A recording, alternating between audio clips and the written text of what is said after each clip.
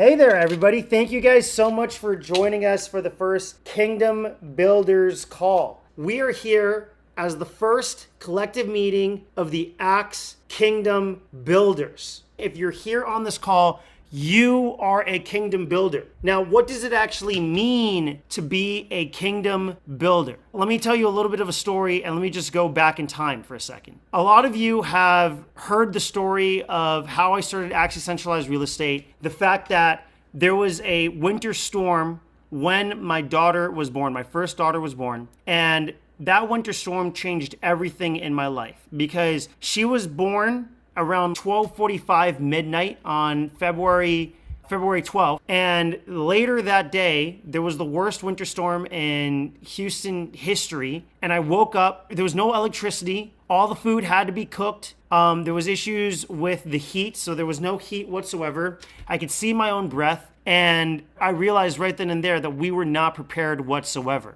Later on that day, the HOA president had come into our home and basically had trespassed. And I felt so embarrassed as a dad that I'd not been a dad for even 24 hours and I'd failed basically almost every single way. And that was actually the start of Acts Centralized Real Estate because we'd thought through the logistics of being able to start our own homestead, but we simply could not find a place that had all the criteria for what we wanted for our own family. Now, what were those criteria? Those criteria were to go from living a centralized renter lifestyle to becoming a decentralized landowner. That meant that in our current standpoint, where we were at, we did not own any land. So where we had lived, it was a normal suburb and we were living on maybe a quarter acre of land. We could not grow any food on that land. We didn't even have a garden on that land. We did not source our own energy. We did not source our own water. We did not really get to own our own space and customize it the way we wanted to. We were surrounded by people that we didn't share values with, and we weren't really able to generate any income or have any currency in our own space. When I talk about what it means, you're going to hear me say this word a lot, centralized renter. What I'm referring to is a person who lives a lifestyle where they do not own land, they do not grow their own food, they do not generate their own energy, they do not generate their own water, they do not own their own space and customize it however they want, they do not live with people that share the right values, and they do not have a form of shared currency or income generation on their property. So my wife and I, we looked at everything that was out there and just nothing fit that actual criteria. We looked at agri-hoods. We looked at suburban communities. We looked at going to horseproperties.net, land.com, Zillow, Sotheby's.net. None of the places we looked into actually had the criteria for what we actually wanted. So we looked at it and we really thought about it, and it was just like, wow, there has to be a solution for us to do it ourselves. And we'd actually known what that solution was the whole entire time. So what is that solution? What was it that we'd known? It actually came from the book of Acts in the Bible. See, in the book of Acts, what you find is you find a group of people who, after Christ had come down and he'd been resurrected, he'd come down, he taught for 40 days, he leaves and the Holy Spirit comes into them. From there, you have the early church formed where people started working together, and it says in chapter 2, verse 45, selling of their possessions and goods, they shared with everyone who was in need. So we then find that the early church, they actually went out, they got their own land, and from there they were able to start spreading the gospel around the world. And my wife and I, we looked at that model and we thought to ourselves, well, what would happen if we started to somehow kind of work together just as what we find in the book of Acts? What would it look like if people could start working together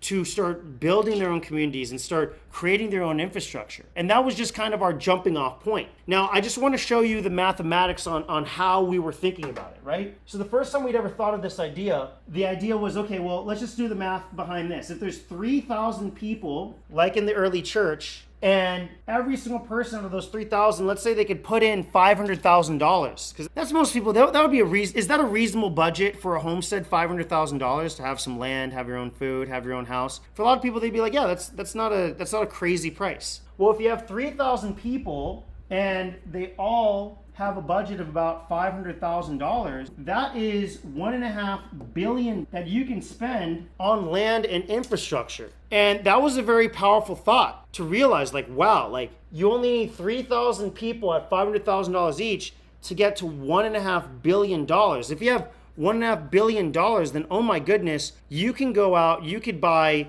the absolute best land in the world, right? There's opportunities all across the country, all around the United States, all around the world where you could buy that land and you wouldn't even make a dent into $1.5 billion worth. And so we really took that idea and we thought it through, and that's how we created Axe Decentralized Real Estate. Now, what we did not expect was the journey that starting this company would actually take us on. My wife and I, we have traveled. Kara, are you in here? Do you know how many states we traveled to, Kara? I've actually done a little. No, do you? Yeah, we visited about 25 states. Can you believe that? Wow, that's nuts. We've been to about half the states in the United States of America. And when we started out, I did not have any experience in farming. I did not have any experience in construction, any experience in land development, in legals, in any of these things, right? And yet here I am now, right? This has been an absolutely incredible journey. So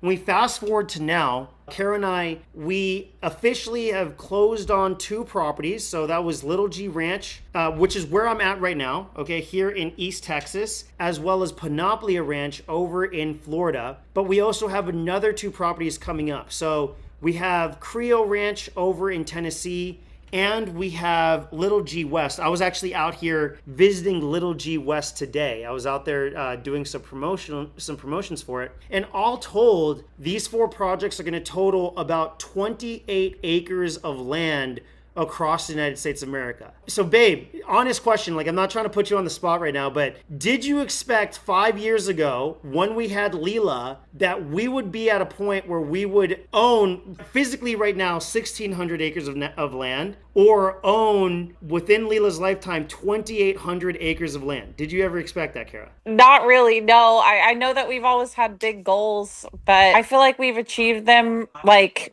just quicker than I ever expected we would. But I know that we feel the pressure to build, like keep building and build faster too. So there's kind of that dichotomy of like, wow, look at what we've accomplished in such a short amount of time, but also like I'm just on fire to do more and to build faster too. Exactly. And that word that you just used, on fire, that's exactly how I feel about it too. Guys, it's very easy to put it. We're going to go into a little bit deeper, but suffice it to say, you do one of these deals and it's enough for a person's lifetime. You do one of these deals and this is not going to be a thing where I'm going to just sit here bragging about money or anything like that.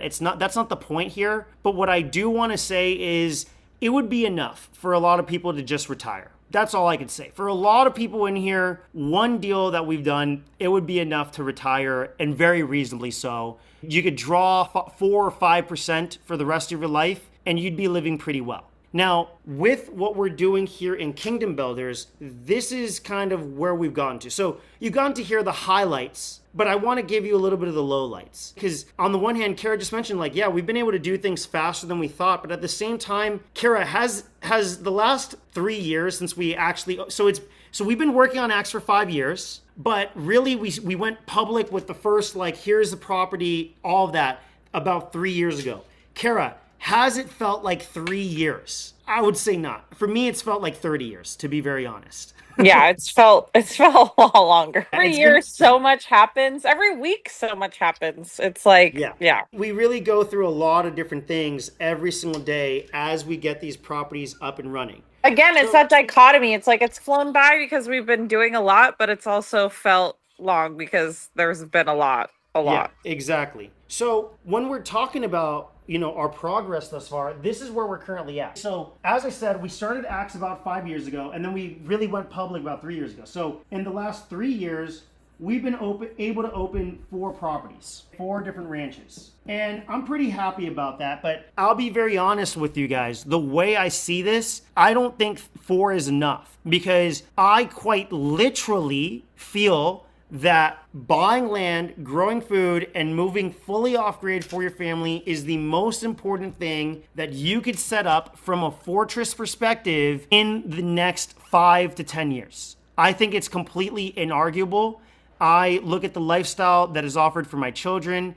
I look at the benefits of it for my marriage. I look at what is possible. I see where the world is headed. And to me, it is simply a fact that it is better to buy land, grow your own food, and move to your own homestead than it is to remain in the suburbs over the course of the next 5 to 10 years. And I believe just as much as at this point in time, it's like internet is a required thing for living. I literally believe that as we move forward for a lot of people, having this type of lifestyle where you own land, you grow your own food, you have your own homestead, it will essentially be a requirement to make it through some of the fluctuations and some of the crashes that we're going to see in the economic system over the course of the next 5 to 10 years. So I see it as not just kind of important, I see it as one of the most highly important things possible that we are in every state in the country, in the United States of America, as well as I quite literally see it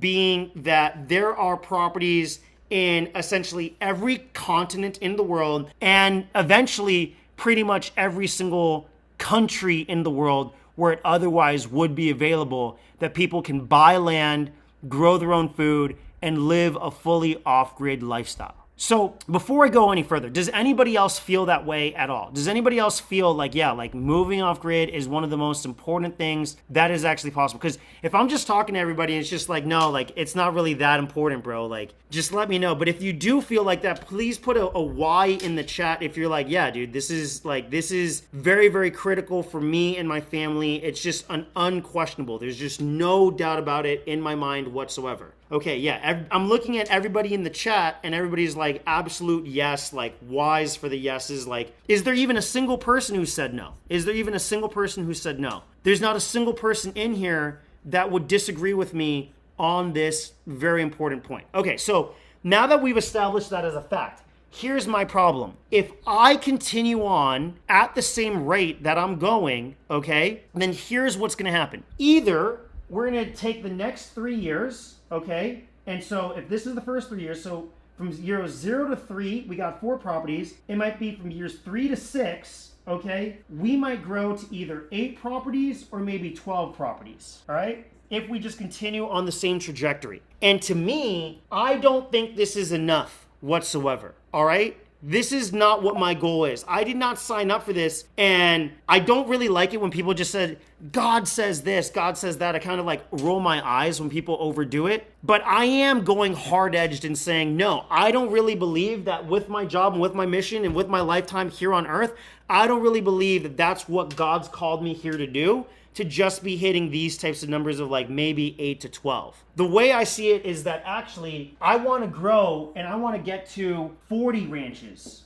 and I want to do a 10X over the next 3 years. So if we did 4 properties in the first 3 years, I want to hit 40 properties over the next 3 years after that. So that by year 6, there are 40 different ranching communities across the United States and also around the world. And when I look at the sacrifices, I look at the difficulties, I look at the setbacks, I look at the confusions, I look at the different things that I've had to deal with this whole entire time, I've had to seriously humble myself to recognize and realize that I cannot possibly do it all myself. And that is why we have the Axe Kingdom Builders community. You are all in here because every single one of you feels it deep in your heart that it is important to go out on this mission and to form your own community, whether it's on a single parcel of land. Maybe some of you want to have a retreat. Beth, we talked about, something that can help people with equine therapy, right? Maybe it's that you just want something for your brothers and your sisters. That might be what calls you here today. And so maybe starting a community is just 3 to 4 people. But for others, starting a community is gathering together your local church. So Lauren, for example, she's here from the Axe team. She goes to a Catholic church. It's a wonderful Catholic church. And I know that it's a very tight-knit church. They talk all the time about what would it be like if they were to buy land and start their own community over in Ohio. Then there's others in here that you see this and you've always had this call. You've been working your 9-to-5 job, but you see it as like maybe you really are someone who is founding entire new communities at the size of what we do with Acts. So our first property, Little G Ranch, that was a property with 40 different parcels where we have 40 different families. So maybe some of you in here, you want to create communities of the same size. And that is what we're going to be talking about in here as part of the Acts Kingdom Builders. I'm going to be looking at every single one of you, and I'm looking at you all like race cars. And I'm going to be stripping away all of the drag, all of the inefficiencies, all of the things that are holding you back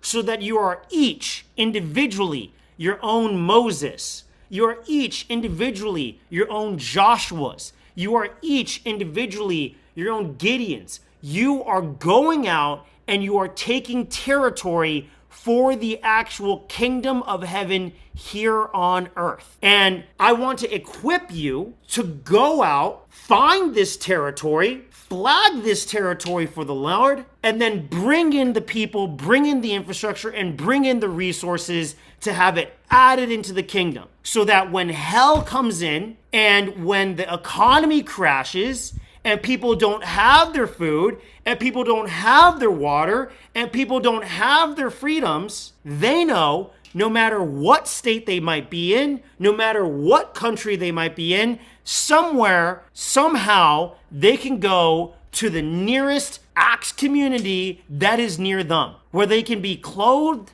they can be fed, they can be watered, and they can come to know respite during this time period. So I might lure some of you in here from the economic perspective, talking about, yo, I'm gonna save you $75,000 when you join this community, because the savings are built into this model. When you have groups of people working together, the group savings save you easily 6 figures or more on whatever type of development you might have, whether it's small or whether it's big. And that's the candy. But the medicine that I want to give to you is that there is a commission for you to go out and take land, take territory for the Lord, and actually take that territory and dedicate it to helping people out across the world. And so there's a call. If you're in here, you didn't just happen in here. You didn't just stumble. God, the universe, however you want to call it, I call it God. God has put it into your heart, and he's affected you with your career, with interactions. Maybe you've had childhood traumas. Maybe you've had different things going on. And I'm telling you, none of it matters, whatever your past was. Nobody in here cares. Nobody cares about your mistakes. But what is possible and what is available is this brand new opportunity as we go out and we take this territory. Because guys, it really is a war. It really is serious. It really is needed. It really is God's work.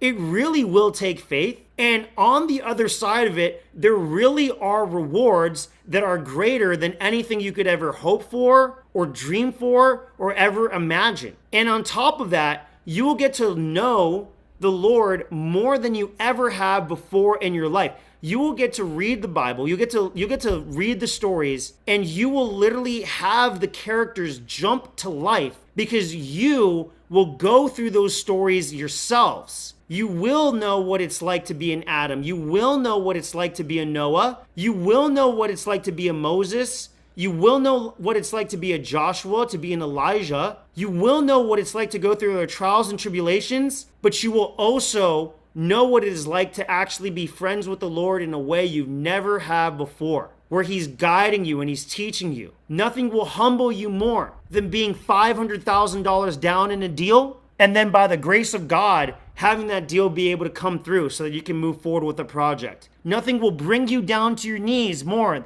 than figuring out that you can't do an engineering job and then finding out on the other side of it that, oh, it was just subterfuge and you can actually get the job done. So hopefully, out of the 40 participants in here right now, if there's so much as a few of you that hear this and have it go in as a seed deep into the ground, through your ears, some of you, it will allow you to spring forth something that you could have never possibly imagined that God had in store for you. Because this opportunity is a massive opportunity. So excuse me if I got a little bit preachy there, but you guys can tell I'm pretty passionate about this stuff, huh?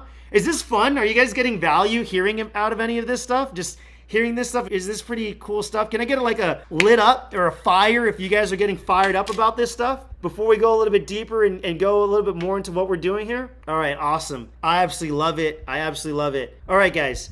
So let me clue you in back to the secular perspective. Let's ground this as well by also just really blowing your mind here with what this opportunity entails and what we're giving you in here with the Kingdom Builders community. My goal is for you to go from someone who's just has an idea to a kingdom builder.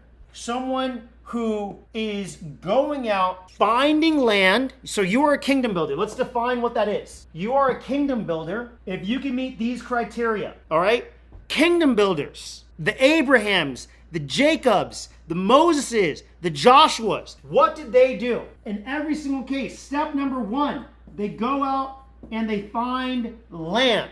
They find land. You are going to find land. We're going to talk about what the criteria is for that land. Step two, you are going to gather your people. You need land and you need people. Now that you have found the land, now that we have land and people, we can go out, we can get the land. And step three, we're going to grow our own food. And we're going to do that two ways. We are going to raise our own meat and we're going to raise our own produce. There is a hidden code that the Lord would use for what this land is going to do and how we can describe this land. Does anybody know the code, the description God gave Moses for the land, for what the right promised land would be like? Does anybody know what he promised them? Would it be a land with what characteristics? Does everybody know? It's okay if you don't know, okay? We're looking for a land flowing with milk and honey. We're gonna go get land flowing with milk and honey. Now, why do we want to get land flowing with milk and honey? What does that mean? Okay, let's pause and let's think about it. If the land is flowing with milk, what do we know is on the land? There's clearly either cows or goats or sheep, some type of little grazing animal that can eat the grasses on the land. So what do we know about the land if the grazing animals are eating the grasses on the land? It must be very fertile land. So we're going to go get fertile land that can be flowing with milk. Why does the land have honey? What does it mean if the land is flowing with milk and honey? What do we know about the land if it's got honey? If it's got honey, there must be bees. And if it's got bees, what must be on the land as well? There must be flowers. And if we have flowers, what do we know about the soils and the waters present on the land? There's got to be some good soils, and we're going to have enough water present for the land as well. This creates pollination. This creates all of the ripe, necessary pieces for us to grow the produce that we need. So we are going to find the land, find the people, grow the food in the form of the meat and the produce. And we're going to do it self-sufficiently. From there, we are going to build the homes. So you are a kingdom builder. When you find land, you gather your people, you grow your own food, and you build. And we're going to be building in two different ways. We're going to be building residentially, and we're going to be building commercially, establishing our own commerce. So when we say residential, what does it mean to build residential? We are talking about building homes. First off, for ourselves. Second off, for our friends and family. And third off, for extended people that we might have and host. Guys, with what's going to be happening, people are going to be slapped harder than you could ever possibly imagine. Who here remembers COVID?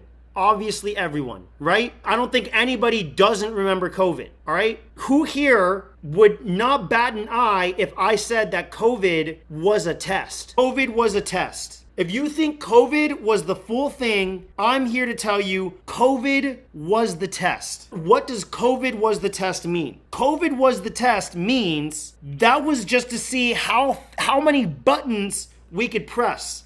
Exactly. Test who would comply and to what level of stupidity people would comply. How many people would take the mark? How many people would sell out their neighbors? How many people would bend and break for absolutely no reason? Does anybody here know about Event 201? Raise your hand if you can you put a yes in the chat if you do know what Event 201? Put a no in the chat if you do not know what Event 201 is. So, Event 201 was an event sponsored by Johns Hopkins University and the World Economic Forum. At Event 201 in 2019, they went through exercises to understand how the United Nations would solve major problems. So in 2019, they ran through an entire exercise where they pretended, are you ready for this? A coronavirus spread throughout the world. They went through how they would disseminate the information about the coronavirus. They went through how they would create policies for coronavirus, how they would create changes in medical for coronavirus. So they told everybody exactly what they were going to do, exactly how they were going to do it, and exactly what plans they were going to use for coronavirus a full year before there was coronavirus. I'm here to tell you that the same people who did that made another event about another virus. And this other event was not based on a physiological pandemic virus, but through an A virus that would essentially infect computers around the world and cause global economic and electrical energetic blackouts. And they have made it very clear. Once again, the same exact people who did an event, they make it very clear it will be through artificial intelligence, an economic and energetic blackout event. When one of these blackout events occurs, okay, what happens is grocery stores will only remain in stock for 24 to 70 hours. After the grocery stores lose stock in 24 to 72 hours, people will then have 1 week's worth of food available in their fridges on average, between 3 days to about 1 week on average. After that 1 week, that is when all hell will break out. And people do not know and cannot predict what that looks like and what that feels like. All right. I am trying to lay this out for you. I swear to you, I am not trying to fear monger anybody, but I am trying to show you the importance of this work, the importance of what you are building, and why it is so important to be able to take action now rather than be surprised later on with all of this stuff. Does this make sense? All right, please, nobody think that I'm trying to be here for fear. That is not the point. But I'm trying to show you this importance. So us as kingdom builders, we're here. We have to find the land and gather the people to grow the food now before that happens so that we have the infrastructure necessary for these people when it actually hits. That includes building the residential houses for these people, as well as preparing the necessary commercial infrastructure to be able to pass the resources out to these individuals when this situation hits. Does this make sense so far? Okay. And so I see it that it is selfish for me at this point to continue on gatekeeping the trademarked proprietary information that I've gathered on my journey along the way up to this point, rather than start teaching you guys these things, because I've gone through an absolute hell. But to be very honest, the only way I can reconcile the hell that I have gone through is through you. That is the only way any of it makes any possible sense to me, and it makes it seem as very clear. The trials, the tribulations, the struggles, all of these things, I want to show you these same trials and struggles and tribulations so that you can make it past them, as well as reveal to you the things that are not actually as important as you would otherwise think along this journey. Does that make sense so far? So with that being the case, we're going to get much more practical. This is just the kickoff, just the intro right now. But before we transition, I want to right? If you guys can put a yes in the chat or a let's go in the chat before we actually get started with this stuff, because I'm gonna show you the data of what actually stops people and how it stops. It's gonna seem at first theoretical. It's not theoretical. And then we're gonna go deeper and deeper and deeper. Is this cool for everybody? I love it. I love it. And I want you to know I'm going to be bringing this level of fire every single time we speak and we have these kingdom builder calls here in this chat. So let's move forward. Let's talk about the challenge that we actually face overall for us as kingdom builders. So here is the real challenge. Here is the real challenge. Does anybody know the chance likelihood of living the lifestyle that we are talking about here? All right.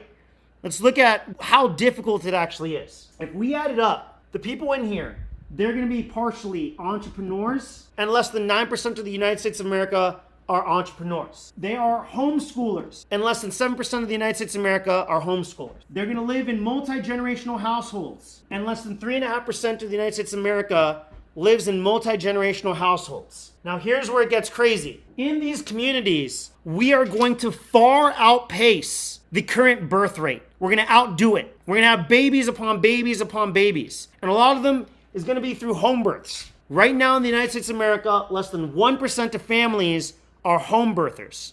Now here's where it gets really crazy. Only 1% of the United States of America grow their own food. It used to be that about 60% of the United States of America grew their own food as of 1900, and 90% of people who lived in rural areas grew their own food. So in 1900, 90% of people in rural areas grew their own food. Now it is less than 1% of the United States of America. That is warfare. That is a psyop. That is intentional. And it is less than 0.1 of the United States of America that lives fully off grid. So if we add it up, less than 1 in 500,000 people meet all of these criteria. Less than 1 in 500,000 people. For context, that is rarer than making it into the NBA. That's rarer than making it into the NFL. That's rarer than making it into the MLB. All right? That is more difficult than a person who's made their first 1 million. It is rarer than making your first $10. It is rarer than making $1 million in a company. The lifestyle that we are providing for people is about as difficult right now as it is to become a billionaire in the United States of America. It's about as difficult as becoming a billionaire. So when we talk about this mission, what we are sending you guys out to do, this mission of helping 1 million families around the world and across the country buy land, grow their own food, and build their own homesteads, it's about as difficult as me saying we're going to just make 1 million billionaires. That's how crazy this challenge actually is. Now, we have to ask ourselves, what makes it so difficult? What is actually standing in people's way? And here is where I want to continue to show you the data. So all of you guys know that we have an Instagram. We have about 450,000 followers on our Instagram. These are people who have followed us. They're interested in this content. Did you know that about every 30 day, every 90, so in the last 90 days, okay, in the last 90 days, we have reached 9 million views on Instagram. So last 90 days, 9 million views. Now, out of all of that, out of that 450,000 people, okay, 9 million views, here's exactly what's going on. This is the actual picture of the data. So we have 9 million views, and that translated to about 300,000 people sharing our content. So 9 million views, 300,000 people sharing content. Think about what it means when someone is sharing content. That is a mother, that is a brother, that is a father, a sister, sending that piece of content, sending an idea, sending their heart to their friend or family member. Does that make sense? And so out of that data, out of 9,300,000 shares, here's how many people actually have show up to a property visit or actually show up just in person based on all of that. Over the last 90 days, we've had about 50 people. Can we just pause and think about that number and pause on that? Because what happens in most people's heads? If I talk about here's the difficulty and here's the challenge, it's as difficult as the NBA and the NFL and the MLB, what does your brain go to? Your brain goes to, yeah, because of the wells and the septic and the blah, blah, blah, blah, blah, all of this logistical nonsense. When I'm telling you that I have the data, I have the numbers, and according to the data, and according to the numbers, okay, let's just do the math. So 300,000 divided by 9 million, okay, times 100. Okay, so it's about 3% share the content in the first place. So 3% of people are like, yeah, let me just make the attempt to just share the idea to my friends and family. So that's 97% of the issue right there, right? Like, why are there 9 million people watching this and there's only 3% of them that are like, I care enough to just send it to my friend or family? How are you going to be a kingdom builder? You don't even share it. You don't even send it to your friend and family. Do you guys see what I'm trying to get at here before we've even started? And then let's look at all those people who've shared it. Okay, so there's 300,000 of them. If it's only 50 out of 300,000 people sharing it, okay, so that is 0.015%. 0.015% of those 300,000 people, those 300,000 wives sending it to their husbands, or husbands sending it to their wives, or brothers sending it to their sisters. It's 0.015% of them say, you know what? Let's just go look at the thing. We've been talking about this for so long. Let's just go freaking look at the thing. So when we talk about the logistics and the number, every single person is thinking about all this other stuff, when by definition, if we actually look at this one more time, let me do this calculation one last time. 50 divided by 9 million. Oh my gosh. Okay. Wow, that's pretty crazy. Okay, so according to my calculations, guys, 99.95% of the problem, it's 99.95% of the problem is people not just freaking trying, just pure fear, just not even trying at all. That's 99.95% of the problem. So now, let me show you the next big part of the problem, all right? This is the, by definition, the actual, like, what is going on? So we're looking at this problem. We're like, man, this is so hard. It's so scary. It's so much. I don't know what I'm going to do. Here we are, okay? 5% people just don't try. Now, we have had 100 people buy land with us at Axis Centralized Real Estate. Now, if you ask people, why don't you try? Here's why. I'm really scared. Scared of what? What if I start and I just can't do it? What if I just can't start? I'm just too scared. I'm too scared. What happens if it goes wrong?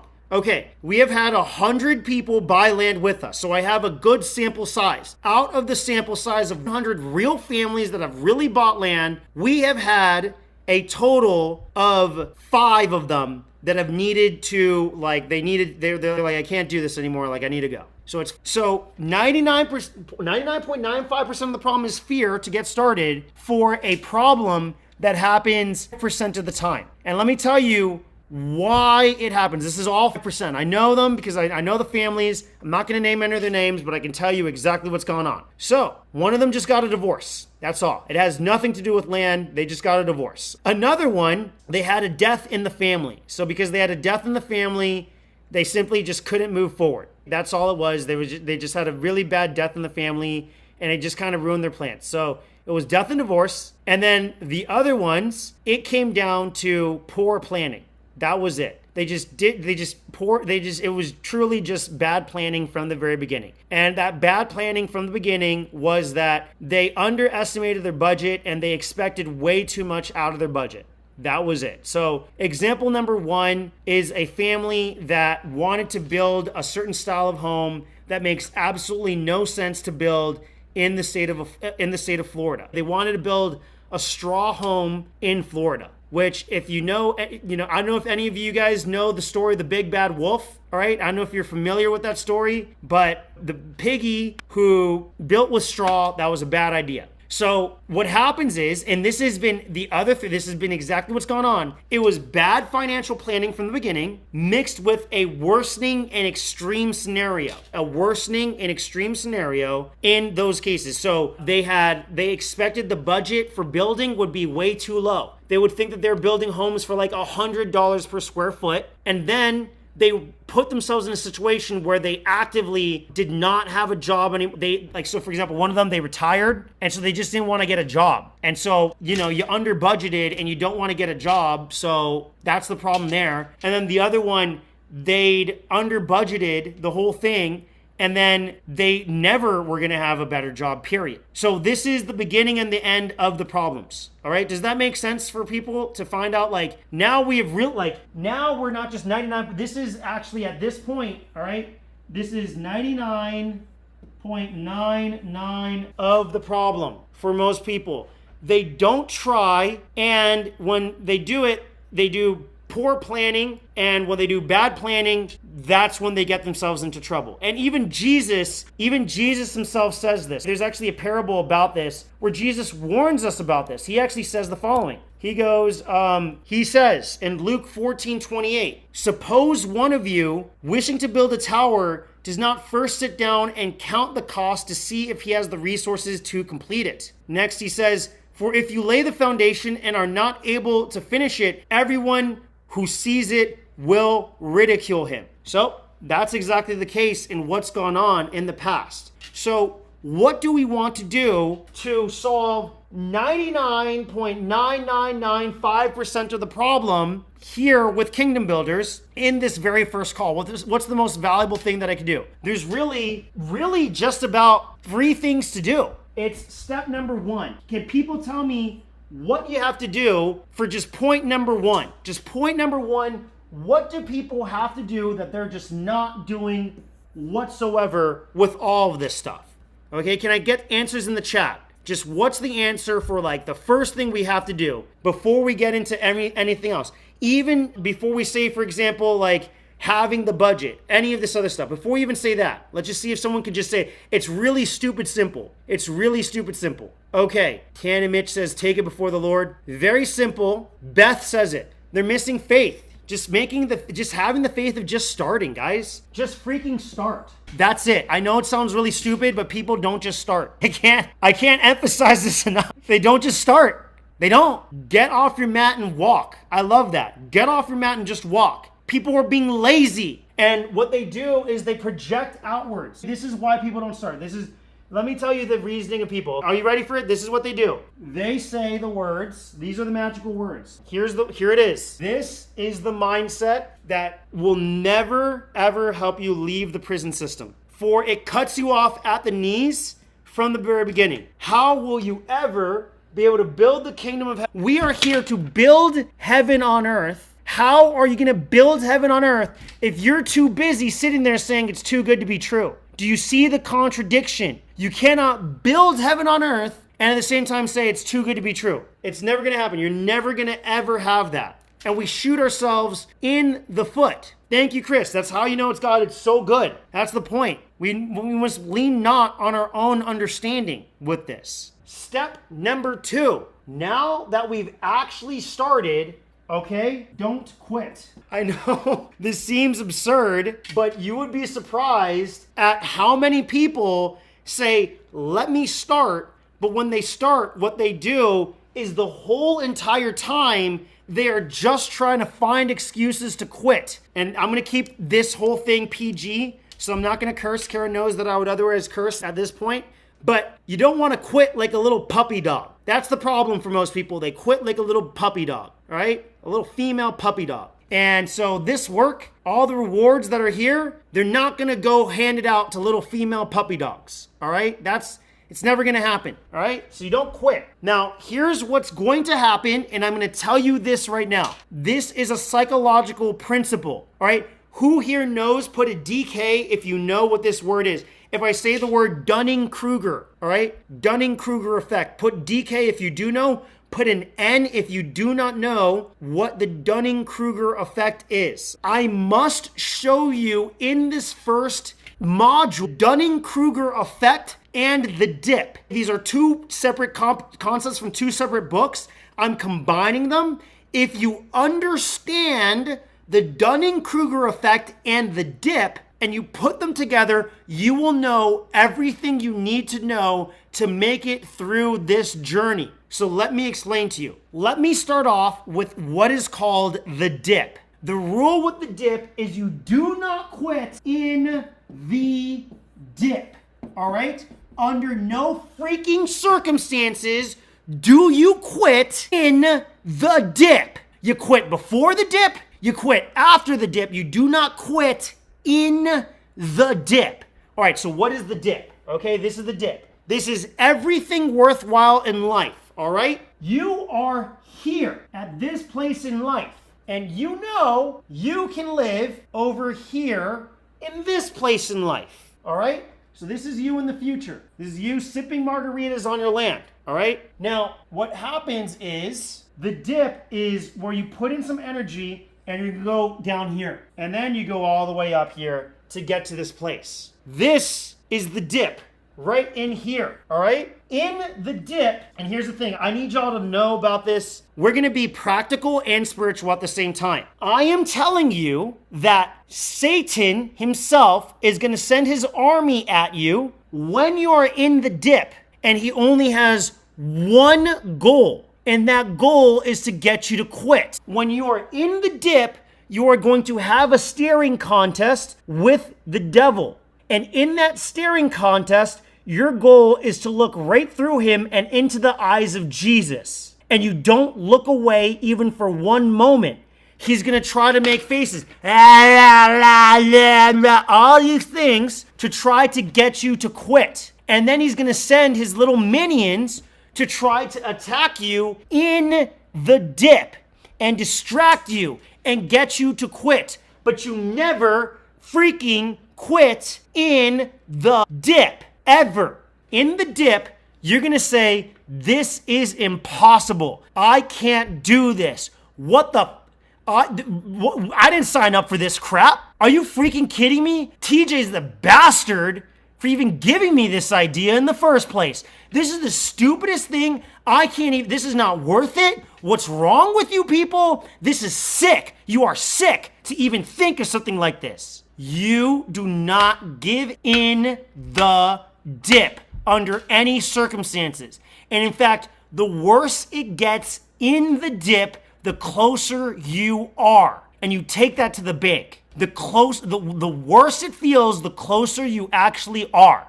Now, the dip is what is going to equip. You go through the dip because it's where you get equipped, all right? So that you can handle what is going to be given to you on the other side. Marlo Sines says it's like giving birth. It is almost exactly like giving birth. We are giving birth to land and communities. Ding, ding, ding. Now, of course, I'm a man. I've never actually given birth myself, but I've been there as the coach for my wife across 4 babies. And we have a saying, you know you're there when you feel like you want to die and it's impossible and there's no possible way you can move forward. That's the transition period. That's when it's like, oh, dude, okay. I'm here at this place where I want to literally die. That's what it's going to feel like for you guys. And I'm telling you this right now. All right. So that is the dip. The dip exists in anything that is worthwhile. There is no such thing. There's no such thing as something that is worthwhile in this lifetime that does not involve the dip. And that is across the 6 F's. That's a whole nother framework we'll talk about another day. But I'm telling you right now. So now I said it's the Dunning-Kruger effect and the dip. And it's the combination of the two that people don't know, people don't expect, and this is what messes them up. So let me explain it to you, all right? The Dunning-Kruger effect is the following, all right? The Dunning-Kruger, it is not a study on the dip. Instead, it is a study on human psychology. And what the Dunning-Kruger effect says is that the stupider we are, the more confident we are. The stupider we are and the less knowledgeable we are on a subject, the more confident we are on that. So here's what happens in human psychology. Once again, we're down here and we're living this lifestyle. And now this is how you guys know I'm being real on this. And this is not some fake webinar. This is none of that Russell Brunson stuff. Because I'm going to say something that's crazy. All right. The goal in a webinar, okay, is to make it just seem as if your journey is going to be easy peasy lemons like this. Do you understand? Okay. Or better yet, it's to elevate you and make it seem like, oh, doing this thing is so easy. And you're just going to get elevated to right here and you just walk this way. So now you just go on a path that way. Do you see? That's the goal. So Russell Brunson, he goes up. He's got ClickFunnels. Hey, I'm Russell Brunson from ClickFunnels. Okay, so guys, all you need to do to become a millionaire is create a funnel. If you're one funnel away, if you do one funnel, then bro, you're going to make $1 million in whatever business you got. And so what is the Dunning-Kruger effect with click in that moment? All right. What's going to happen is human psychology says this. Our confidence rises in direct proportion to how stupid we are. So we're going to go, and this is our confidence. We're up here. And we're so stupid as humans that we don't start stuff unless we feel at this level of confidence, because 99.995% of us won't even take action unless we feel like it's a guaranteed thing. So we're all the way up here, and then we go into the pit of despair. So Dunning-Kruger says we are most confident when we are most stupid and most unknowledgeable about a thing. But the reality is that when it actually hits the difficulty of the thing, we will fall into the pit of despair. And then true expertise happens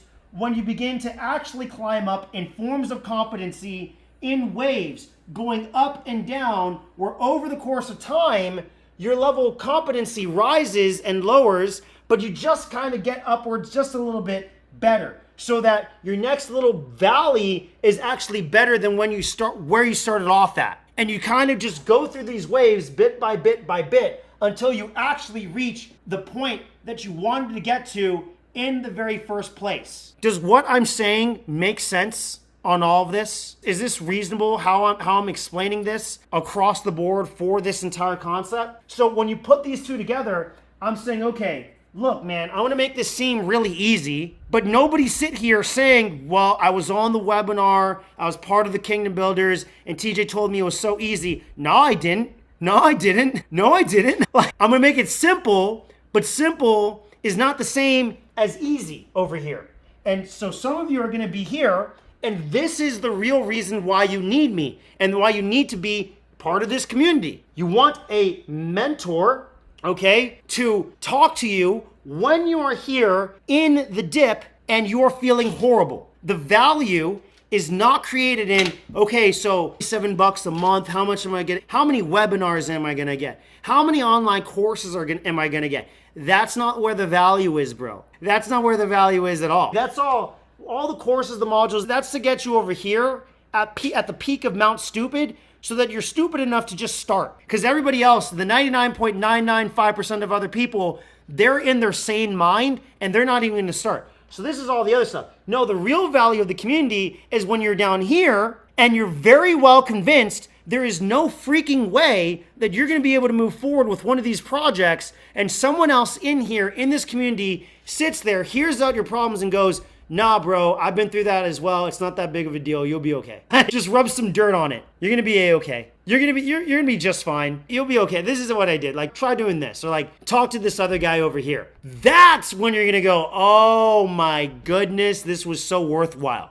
This is so valuable over here. My goodness. Here's another thing that's going to be really helpful for you. It is going to break your ego, and I hope that this community breaks your ego. Because here's what's going to happen when you're part of this community and you're building your own community. One or two of you is going to start your project, and then you're going to be here. And we're going to have a wins column. And in the wins column, we're going to have other people who are part of the Kingdom Builders community who are going to be posting their wins. And they're going to be starting talking about, I found my land. I got my people. We've got 5 people signed up. We're buying $1 million. I created my website.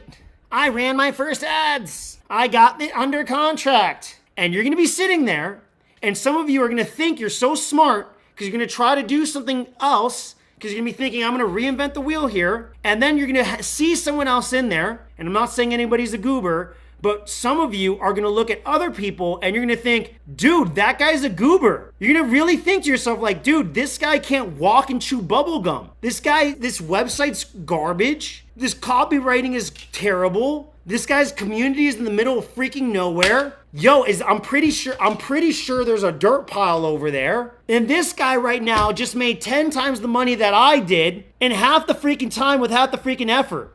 And that's when you're going to get humble. Because a lot of you in here are too smart for your own good. And you don't know how to just shut your mouth and be stupid for a moment and just get the things done that you needed to get done. A lot of us, we really, truly, honest to goodness, we need to learn to just be really, really stupid and really, really dumb and just go forward with the process and just trust the process rather than trying to reinvent the wheel and I gotta add in all this other stuff and I'm gonna do all this other stuff. Like, no, bro. No. Just be dumb and just go do the thing and you'll find you'll do more results. And so the $77 a month will be worthwhile when you sit there and you realize this fact and you realize how true this actually is. Some of you will I can't wait for when you message me and you go, TJ, you were actually right. It is actually like I was actually being too smart. I actually needed to just be dumb and I needed to just follow through on the thing, and we were able to do it. Like half the things that we're going to talk about,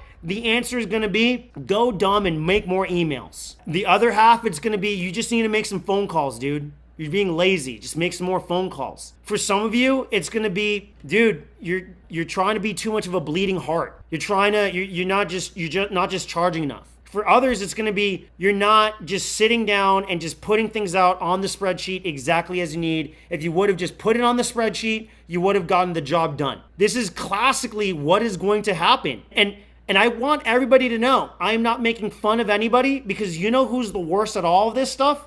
You know who's the dumbest at going dumbest? Who's the worst at just sitting down and just doing the thing? And who's made all of these mistakes? I promise you I have. I'm just lucky enough that I have a Kara around me. And so I'm just lucky enough that my wife is hot enough that I want to be with her. That if she gets mad at me, I listen to her when she gets mad at me. And I'll just be like, oh, dude, I guess I just got to do this other thing. Because she'll catch me going on and on with some new idea and all this other stuff. And she'll be like, did you just call this guy? Did you just email this guy? Did you just get on the phone with these people and just do this thing? Because I'm telling you right now, everything we're covering here today, you can pretty much do with a basic computer, Google Sheets, and a freaking telephone, and that's about it, all right?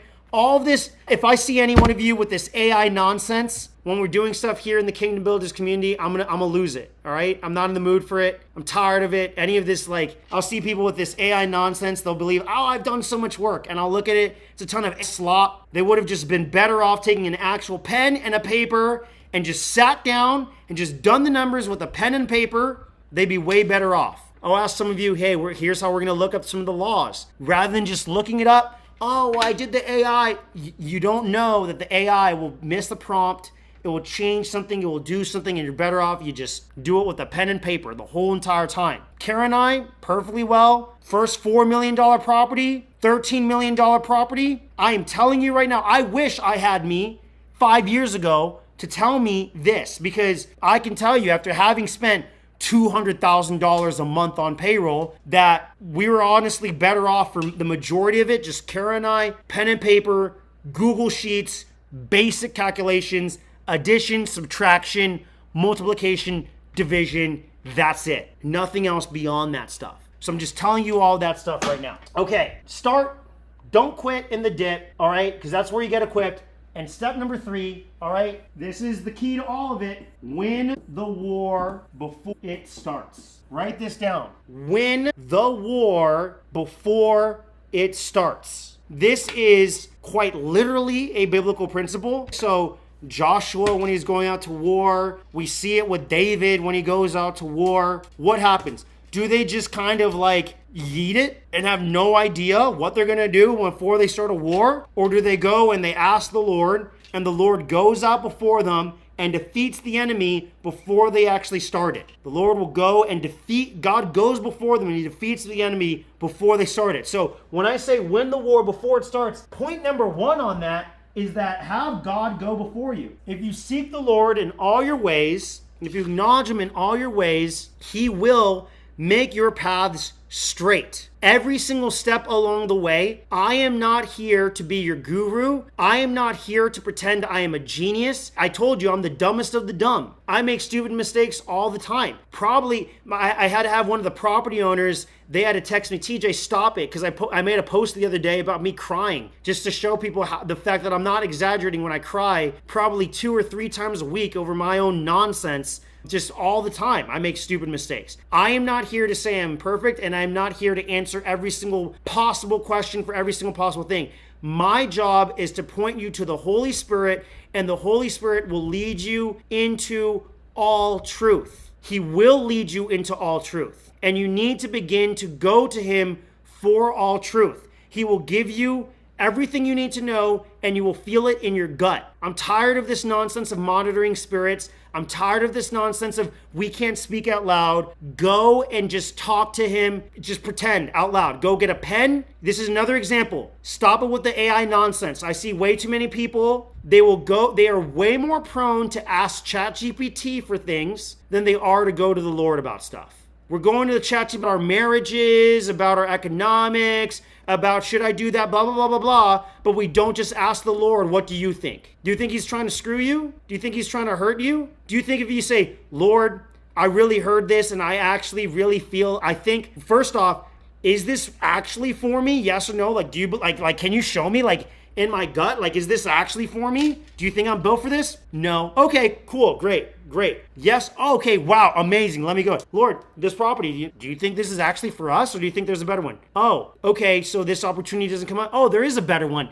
You just go for that, all right? So when the war before it starts, God goes before, just ask the Holy Spirit. We need to stop being on an A operating system. We need to start being on an S operating system, a Holy Spirit operating system on every single thing that we do. For every single thing, we look at it, we run by the Spirit. I am not here to be a preacher. I'm not here to be a pastor. I'm not here to be a guru. I'm not here to be the only one, the only source of truth by any means. Run all things by the Spirit. The Spirit will never contradict the Word. The Spirit inspired the Word. The Spirit will never tell you something that contradicts what is clearly there in the Word. Other clues of how you know it is of the Spirit. When you're working on this Holy Spirit operating system. The Spirit, God is an unchanging God.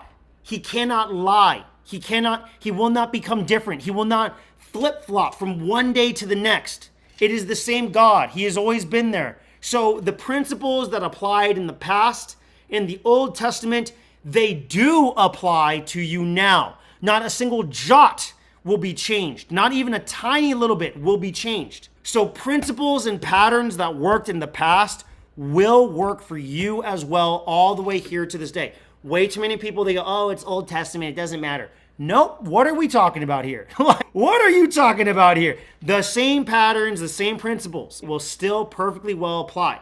So if you're getting word and it's contradicting the P's of the Bible, you shall know this is not actually the truth. This is false. So you rate all of these things by this way. Examples of things. Okay, if you are proceeding solely out of fear, I can pretty much guarantee you this is not the Holy Spirit, and that's a red flag right there. If it's proceeding forward by fear in this journey as we are becoming kingdom builders. If you are currently only motivated by fear, you need to check yourself, because that's not what this is about. Creating a kingdom is not, okay, we're creating a kingdom because I'm a prepper and I'm just all so scared and blah, blah, blah, blah, blah. No, it's not about that. All right? I don't care about pre-tribulation, post-tribulation. I don't care about apocalypse, not apocalypse. Nothing can change for the next 1,000 years. I'll tell you what, having my own land, having my own food, having my own family, still way better.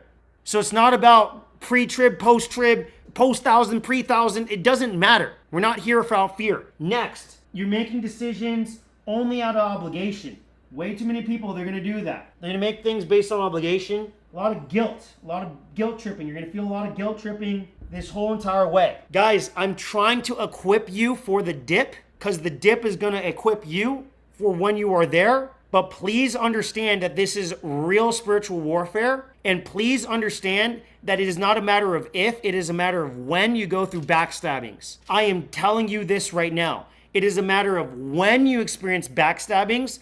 It is a matter of when you experience betrayals. It is a matter of when you find disappointment, when you hire people, they don't do what they said they were going to do, when you have to fire people and they completely turn on you. It is a matter of when you are going to go through persecution and shame at some point in this journey. Because once again, what is affecting people? Well, they don't start and then they quit. Why do they quit? I'm telling you, the reason why they quit has nothing to do with logistics. It has never once been because of an engineering issue. Everybody is stuck on engineering issues. Everybody thinks, TJ, talk to me about the engineering on the solar. That has never been the issue. It is going to be attacks from other humans. That is going to be the hardest thing that you're going to face on this journey. Whether you're doing a small property, it's a small community, or a larger community, be aware of it. You're going to find the people that you knew, they will turn narcissistic. Things that how do you know, TJ? How do you know what it's going to look like? What's going to feel like is it's going to be hurts. And then on top of that, a non-acknowledgement of any of it. As if nothing has gone on, as if there is like, oh, like this is just like a normal Tuesday. Like nothing's going on. What are we talking about over here? I am telling you this because, as I said, this is warfare. And so just as you are all soldiers in this warfare, as you go out and take territory, I am telling you the narcissistic ego, the shame-driven pain body, okay? The human ego driven by shame and guilt and sadness is the tool that Satan will use in his armies in order to get you to stop. It will sound like, you're so stupid. It will sound like, this is stupid. You should quit. This is ridiculous. I don't know if you can do this. Are you really sure you can do that? Example. We were less than 3 days away from putting the earnest money deposit in for Little G Ranch. We'd had a gentleman. He was going to put in $150,000 as an angel so that we could get started with that first property. This gentleman definitely had the money to be able to do it. He ghosts for an entire week and then drops out 3 days before we had to do that. So we had to come up with $150,000 out of absolutely freaking thin air, and we had no clue where to do it. Kara had to call someone who was very close to her. I'm not going to name who it was. But this person, she calls him, she's just trying to talk about the idea. That's all it is. It was just a very simple, like, yeah, this is what's currently going on. First words out of his mouth, I think that's a sign. God tells me that you should just quit. You should just quit. God tells me you should just quit. Kara goes, what are you talking about? I wasn't talking about quitting. All I was just saying is just, this is really frustrating. This is really hard. Well, if you're going to get butthurt about it, because I'm just telling you the truth, and I'm just telling you how it is, I don't know if I should even talk to you then. All right? You will find that people, Kara, we honor our mother and our father. So let's not even say who it is. But the point is, because that doesn't matter. What matters is, in that moment, that person did not sound like they do normally. Do you see? And I am telling you right now, this is how you know it's more real. Like, you can't get this from living the off-grid dream. This is the attack. This is the point of attack. You will find people that you thought you knew for your whole lives. You will realize you never actually knew them the whole entire time. You will have people that you will have them over for dinner. You will break bread with them, and you will be in shock at the shift. You will say there is no possible way this could have been a mask. You will question yourself during those moments, but I am here to tell you it's okay. This is normal. This is par for the course, and you are still to proceed forward. There is nothing wrong. If it happened to Jesus, it will happen to you. It is totally fine. So, next way to win the war, before the war, win the war. What it means is that when we approach any of these communities or any of these properties, we are looking to prepare ourselves by gathering the necessary resources and knowing the necessary laws and making sure to play them in our favor before we ever begin. So when most people go into a war, what are they trying to do? Let me try to make sure if we battle it out, I think I'm going to be able to win. That is not the attitude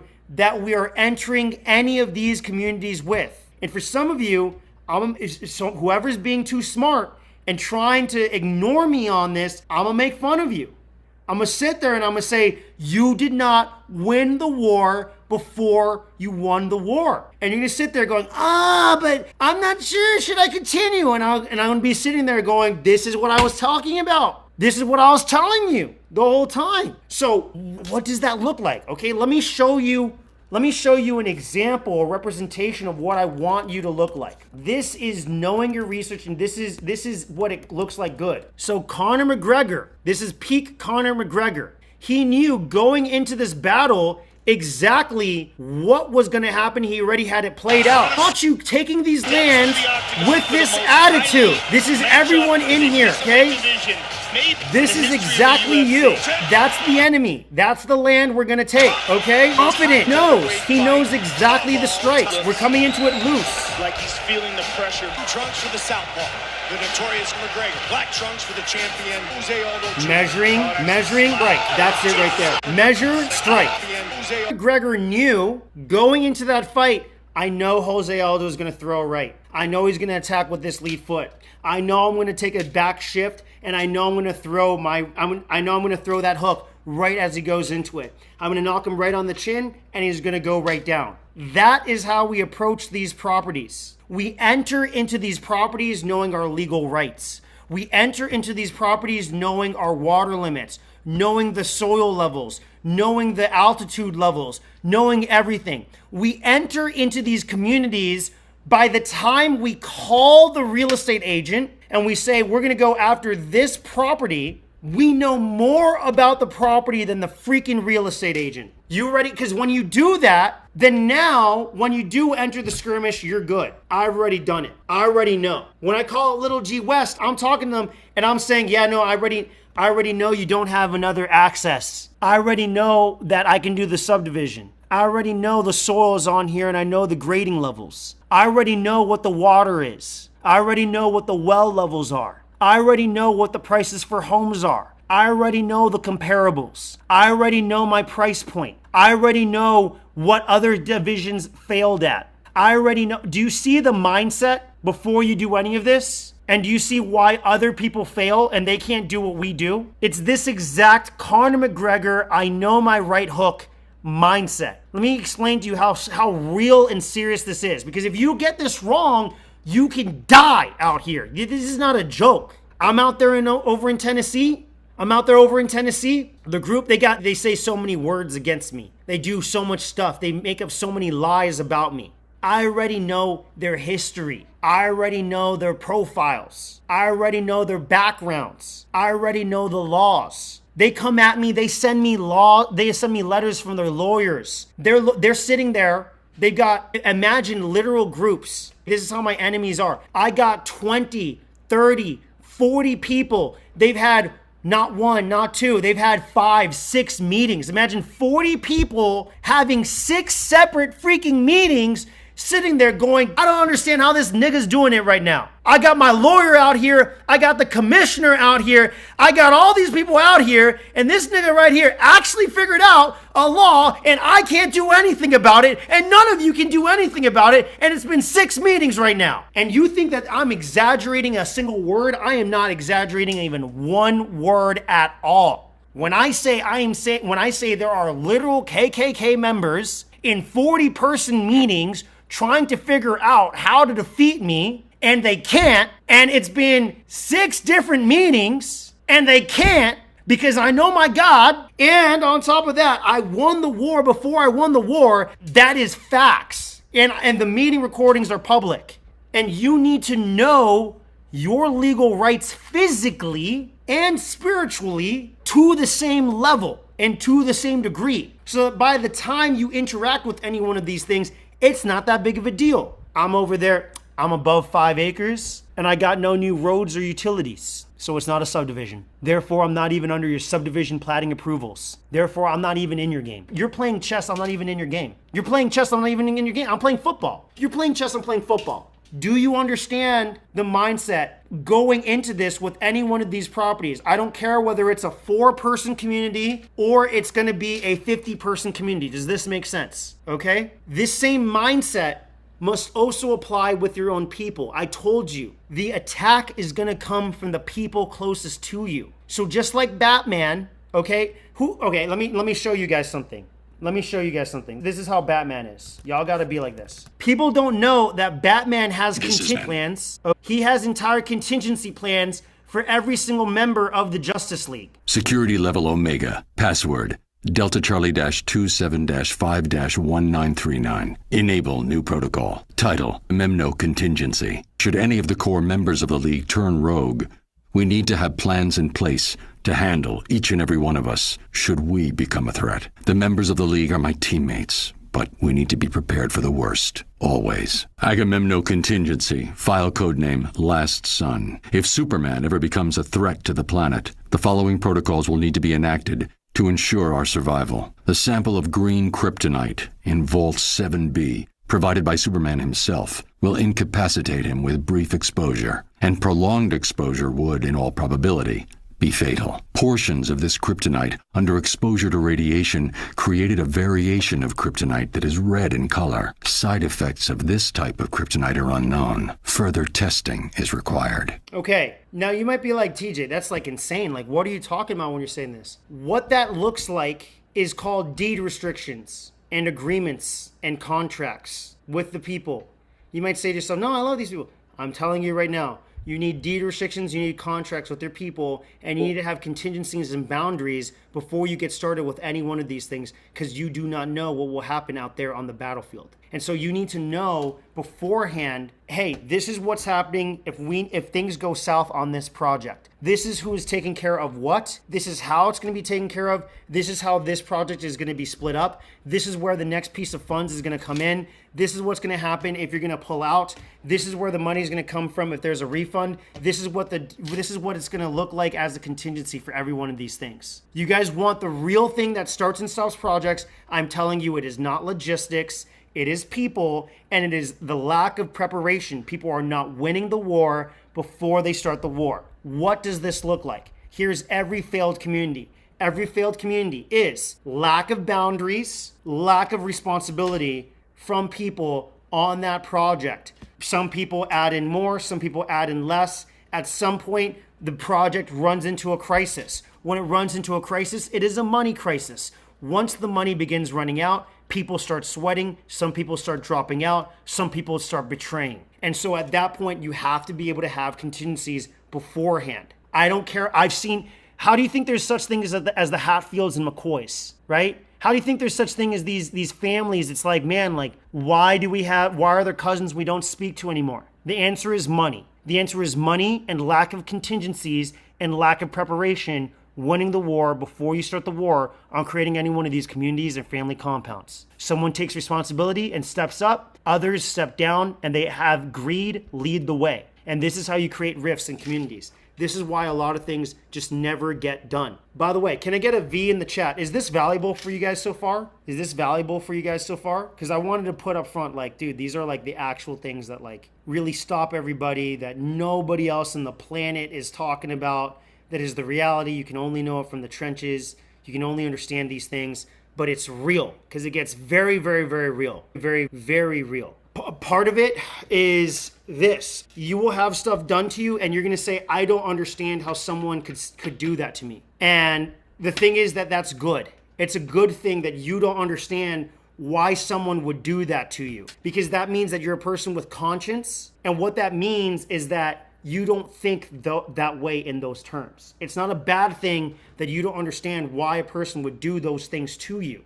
But with that being the case, you still must be able to understand some of these things as they move forward. So we just have to get started. We don't want to quit in the dip, and we want to win the war before it starts. God goes before. We use the Holy Spirit as our operating system, and we win the war physically, and we win the war with contingencies on people. We do not quit midway. We do not let naysayers get in our way. We do not let negativity get in our way. We do not let greed get in our way. None of these things get in the way because it is too valuable what is on the other side of it. Quite literally, if you're in here, you're one of the only people on the planet that are even thinking in these terms. It may seem easy enough, like you just stumbled in on something on Instagram and you just kind of happen to be here. I do not believe in coincidences. I do not believe in happenstances. If you're here, I don't care if you're single. I don't care if you're a woman. I don't care if you're old. I don't care if you're young. I don't care if you're not a farmer. I don't care if you're not an entrepreneur. I don't care if you are disabled. I don't care about any of it because none of that matters. You're in here for a reason and you know it deep in your gut. That is why you are actually here, and that's why you're part of this community. If you can take this mindset with you all the way through, then you can win. So that's that on mindset. I'd like to end things with a discussion real quick on just the overall like guidelines of what we're going to be doing and the first challenge that I have for you guys before we come back together. One of the things I want to do with these meetings is I want homework and I want progress from each person so that we can start sharing and working together with this homework and progress. Is that cool? Can I get like a thumbs up on this stuff? Okay. So I'm going to just go over our overall strategy and how I discuss these things, how I think through these things so that people don't get it twisted. People don't really get things wrong from the very beginning. So here's my model for what we're going to be doing. I figured out a really cool mnemonic device for being able to remember it. So I want everybody in here to prosper, all right? That's all you need to remember. I'm here to prosper, all right? If we can prosper, then we're all good. So what does it mean to prosper? Prosper is P-R-O-S-P, prosper. It's an acronym. So what does that acronym stand for? These are the steps. In order to go from a centralized renter to a decentralized owner, whether it's for yourself or for a large community, you have to go through the steps to prosper. P stands for plan. The pre-planning that goes into this project is going to be absolutely essential. R stands for resourcefulness. It used to be resources, but I'm calling it resourcefulness because this prevents people from getting too far into their own heads, all right? So resources and resourcefulness means now that I've made a plan, what resources do I need to put this plan into action? You're not gonna do anything unless you gather the resources. If you can do the planning and you can gather the resources, then you can do everything else. That's it. That's all you need to do, all right? Now, the reason I say not just resources, but I say resourcefulness is because resourcefulness is the ultimate reminder for what must occur. What do I mean by that? You will be faced with a time where you do not have the money to get the job done that you must get done. I will never forget going after Panoplia Ranch, $12.5 million property. Do you guys believe I had $12.5 million in my bank account before I went after that property? Of course not. And yet we went after that property. When we went after that property, there was an investment fund that acquired $120 million worth of real estate the year beforehand. And they were competing against us. How am I going to outcompete a $20 million investment fund? And in order to do that, we had to put down money. So what did I do? In that example, what we did was I decided to play poker with them, all right? Well, what do we mean play poker with them, TJ? This is what I mean play poker. One of the things you'll learn is that you put properties under contract using something called an earnest money deposit. This is the equivalent of an engagement ring on a given piece of property. For example, today, for Little G West, I was discussing the earnest money deposit for Little G West. Hey, Kara, it's $20,000. That's not what they were asking for, but I'm negotiating them down, just so you know, Kara. This is for real, Kara, seriously. It was Me? Yeah, they were asking for 20 as the EMD. Wow. Yeah, they're asking for 20, but I'm gonna negotiate them down. I told them, make it lower, give us better terms. We can get the angels so that we can move forward and I'll get you the money that you need, but you need to lower that. You need to lower it significantly. Nice. Yeah, so anyways, okay, for everybody listening, this engagement ring, you could do it where if you don't want to move forward with the deal, you get the money back, or you could do it where, and this is rare, you put the money in, and if you don't move forward with the project, the money is completely gone. When I wanted to outcompete that $120 million investment fund, we put our money where our mouth was, and we needed to put down $850,000 as an earnest money deposit, and we were going to do it as earnest money hard, which means that we don't get that money back. That move in poker, that was like anteing up, and it actually scared away the $120 million investment fund, and that's how we acquired that property. Now, that's already like, holy, like my goodness. You just went against a guy who's got that many stacks, and you just put in 850 grand and said, yo, I'm all in, like forget about it. Take my money on that. Now, here's where it gets ballsy. This is what I'm saying, resourcefulness, not resources. Does anybody here think I had 850 grand sitting in my bank account? No.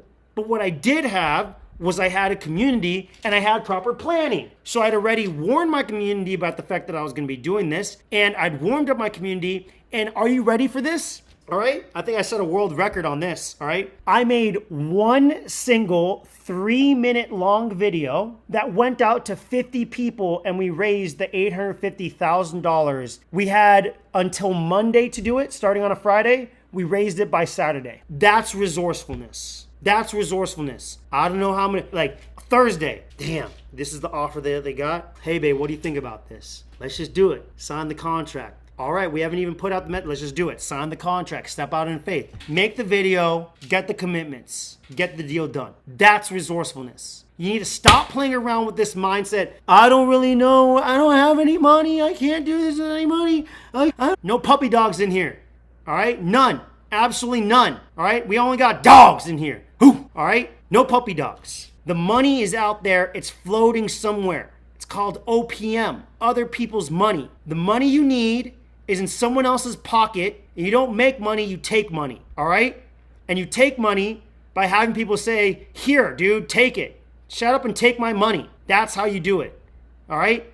So you need to figure out how to be resourceful by making offers to people that are so good that they say to you, dude, just shut up and take my money. So I made an offer that made people say, dude, shut up and take my $850,000 now. And we did it. And we took that deal and we did it. I stand before you right here, right now. All right? Haley knows this is facts. All right? This is as real as it gets. I'm broke as crap right now. All right? I'm broke as a joke right now. I got negative everything. All right? I got negative everything. You might be like, no, you can't be. He's exaggerating.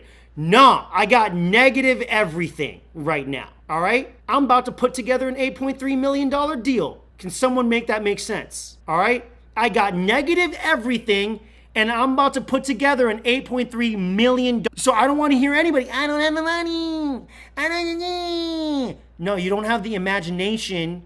You don't have the faith. You don't have the creativity. You don't have the balls. You don't have the resourcefulness to go get the job done. You can get the job done, period. And you're listening to too many naysayers and too many people who play small ball, pee-wee ball, and you're getting pee-wee results, all right? A lot of pee-wee results. This is one of my favorite clips. This is exactly the mindset, all right? This is exactly the mindset I want you guys to have going into all of this stuff. This is exactly who not to listen to. So way too many people, they listen to this kid, all right? Never listen to this kid. Oh, let me make sure that you guys can listen to it. Yeah. Are the stories about you true? Say your mother is an immortal goddess. Say you can't be killed. I wouldn't be bothering with the shield then, would I? Me and you're fighting. He's the biggest man I've ever seen. I wouldn't want to fight him. That's why no one will remember your name. Bang! Right there. That's why nobody will remember your name. That's it right there. That is the exact mindset and attitude. Don't listen to that kid, all right? We all have that kid. We all know somebody who is that kid in our lives. Don't listen to him,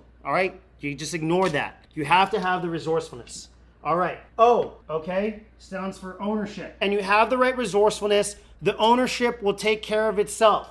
You can structure these deals by going out and you just find the land that you're interested in, already knowing that it matches the criteria that you already preset, and you know the terms that are necessary before you even go into the deal. When we have the right planning and resources, we can hit the right terms, including the right price and the right timeline for the property. Listen, we act with integrity. We represent the Lord. We are not here to lowball people. We're not here to screw people. There's way too many land developers that what they're going to do is they're going to teach you to take advantage of people. I don't want to hear, if I hear even one time of someone saying, yeah, I'm doing this, and then they connect it to acts and they're lowballing some person, I will kick you out so fast, it will make your head spin. We will be known as being generous. We will be known as being like, wow, like what a blessing, what an honor. Someone from Acts came in and called me. They're going to sit there and say, dude, yeah, he came in, he offered full freaking price. He actually offered more than price because we're blessed like that. We are not here to come in and lowball people because someone died in their family. We're not here to take advantage of people because someone had a divorce in their family. We're not here to take advantage of people because somebody is sick, all right? And you might sit here and go, Oh, well, dude, like, I would never do it. When I tell you that every single other example of land developers and land flippers that you can find online will specifically tell you to specifically send out mailers and letters to find people experiencing death and divorce and displacement, 100% of them. That is their curriculum. And I know them because I know them personally. They will directly tell you that. They will directly say, send out the mailers, find them, they're divorced, they're displaced, or someone died, and lowball them at 40% value, bring it up to 100% value. We are not that. Not a single person. It is against our values. It is wrong, all right? So we give them the price they want, but we're gonna get the timeline that we want. It's gonna be our terms on that. And we're gonna think in terms of people. How do we get the ownership? Write this in the chat. People, not money. People, not money. People, not money. I don't have a money problem. I have a people problem. I don't have a money problem. I have a people problem. Some of it, I should even take my own advice. This is why I wish I had the Kingdom Builders. I prayed to the Lord, give me some help with this stuff. He just turned me into the mentor I needed. All right? You don't have a money problem. You have a people problem. All right? Because in every single situation, every single piece of land that we're going to take and add to this kingdom, I am telling you right now, it is because you have not found your right people, you do not know them enough, and you are not intimate with them enough to make them the right offer. If you know the right person, and if you know who they are, and if you know what they struggle with, and if you know what they want, you can make them an offer that will make them say, shut up and take my money. They will be so excited for it, and they will not question it, not even a little bit. Far too often, the problem is, we make up our own ideas of what we think other people want, and we project those ideas onto other people, and then we are surprised when those people do not want what we think that we want them to have. Does that make sense? So people come to me, help, TJ, I can't get my spouse along. Well, you don't actually know what they want. I can't get my grandparents along. You don't know what they want. I can't get my sister, my brother, my church, all of these different things. All these different things. You are not listening to them for what they want, because if you do, okay, if you do know what they want, not only will they join you on a project, you will actually find that they will take ownership of it themselves, and they will adapt it, and they'll say like, dude, I am so freaking excited. So let's say I'm a wife and I'm talking to my husband, and I'm like, oh, my husband doesn't want to listen to me. He doesn't want to join me on this. Oh, if only he would. I just can't understand. Okay, have you just gone to him and just said the words, well, what would make it so that it's the most fun, coolest thing in the world for you? Oh, I don't know. I've never thought about it that way. Like, you know, you've always talked about having a dirt bike track. Would you go dirt bike track? Dude, what? I can make a dirt bike track? Yeah, you can make a dirt bike track. I never thought about that. Have people design it for themselves. Instead of convincing people, you have them convince themselves. This is the secret. So, O stands for ownership because we're taking ownership of land, but also O stands for ownership because the secret to taking the land is to focus on people, not money. And the secret to getting people, instead of just focusing on money, is to have them take ownership of the thing in question. All of a sudden, they will put any amount of money in to make sure that the project comes to fruition. Does this make sense, the psychology behind what I'm trying to say? I'm trying to give you guys hundreds of thousands of dollars of value in just this one call. I truly am. Okay, process. Stewardship. We are made to steward livestock and people. What does stewardship actually mean? Okay? Stewardship comes down to a few words that are very important, all right? They are going to be covenant, covering, nurturing. Okay, what does this mean? Why is it so important? As I said earlier, we want to take ownership of land. We will take ownership of land when people take ownership of it themselves, but also when they can trust you as a steward over their lives and a steward over livestock. Does that make sense? What people are going to be judging you on before they join your community is your ability to meet these criteria of, they're not going to literally say these words, They're not going to literally be like, oh, I'm judging you based on your covenant, your covering, your attunement, and your nurturing. They're not going to say those words. But what it is, what the mechanism is, if I broke it down, it comes down. This is the algorithm. Okay, well, what are you saying? Because this is very profound. I basically had to rip apart my marriage several different times, okay, and be an idiot and pay a lot and go through a lot of understanding before I could finally put together this framework. When you have the promise to take care of. The covenant is the promise. I'm promising to take care of you. That is my commitment. What are you paying in for? Why are you giving me this money? Because I promise I'm entering into a covenant to take care of you in this journey. Do you see? Covering is containment. It is protection. I've got your back in ways that you don't even know. I've got your back. I'm protecting you. People will enter your community based on your promise to protect them through covering them. I don't really understand how to put in a well. Got you covered. I don't really understand how to take care of livestock. I got you covered. I don't really understand how to get access. I got you covered. Do you see that concept of I got you covered? This is the key thing. I had to understand it in my marriage, okay, because this is what is actually key for a very solid marriage, okay, and what a man's job is to do as a marriage. Attunement is when you care and pay attention. Now, attunement seems all hard, but it's not. So I learned it first as a man because it was like someone had to wake me up. They were like, dude, you know what attunement is. You pay more attention to your car than you do your woman. Most men, they'll pay more attention to their car than they do the woman because they're thinking to themselves, okay, dude, I know what year this car is. Dude, you can't use the 87. You got to use the 93 premium gasoline. You can't use the 87. But they can't figure out what you're going to eat, honey. You see the problem with like, hey, honey, what are we going to eat today? It's the same as like, no, we're going to eat premium. We're going to get the premium gasoline. No, we don't use, this is candy paint. If you know you got candy paint, you cannot use turtle wax on the candy paint because it will strip the thin layer on the top of the candy paint.